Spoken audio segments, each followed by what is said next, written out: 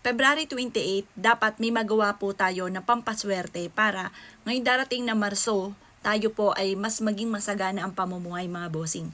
Gawin nyo po ito ng February 28 dahil yan po ay last Friday. Kaya kung kayong ngayong February talaga naman kumukota ka na sa mga kamalasan, huwag nyo nang hayaan pa ngayong darating na March ay maraming mga pagsubok na kayong pagdadaanan, lalo na sa pera. Kung away-away ang pamilya dahil sa pera, mailap ang swerte, masipag at matyaga ka pero lagi ka walang pera, mainam na gawin nyo po ito ngayong darating na February 28. Last Friday po yan ng February. Tutuldukan na natin ang mga kamalasan natin, mga pinagdadaanan mga bossy. Napaka-epektibo po nito ha. Basta pag ginawa nyo po ito, kailangan positive ka lamang. Kailangan kapag ginawa nyo po ito, naniniwala ka sa mga gatong mga pamamaraan. Napaka-epektibo po nito. Gawin nyo po siya ng mga bandang alas 7 ng umaga.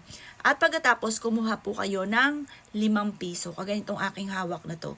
Alam niyo po ba mga bossing ko na ang 5 piso, ibig sabihin niyan, labis-labis na blessing. Tapos yung silver po niya, nagtataboy po yan ng malas at tumatak po yan ng swerte. Tapos yung bilog, mabisang panghatak po ito ng swerte, lalo na sa pera. Ang gagawin nyo lamang po, ilalagay nyo po ito mga bossing ko sa kanan or kaliwa. Depende sa kayo komportable, sa inyo gusto. Tapos painitin nyo siya sa palad po ninyo. Sabihin nyo po sa pamamagitan nito, makakabayad na ako sa aking utang, mananalo na ako ng jackpot. Ngayon darating na Marso, mas maraming pera ang darating sa akin, mas magiging masagana aking pamumuhay. Ganon ang mga pag-wish. Tapos ka na mag-wish, eto pa mga bossing ko ay ibibilad nyo sa sinag ng araw hanggang alas 8 ng umaga. Tapos ang alas 8 ng umaga, kung halimbawa lalabas ka ng bahay, ilagay nyo po siya sa bulsa po ninyo.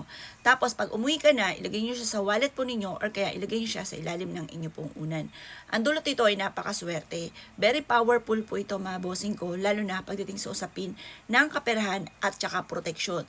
Ang silver, takot po dyan yung mga gumagamit ng kaliwa, yung mga gumagamit ng mga kulam, yung marunong mangkulam, palipad hangin, sumpa, yung mga ganyang sitwasyon, takot po dyan ang silver.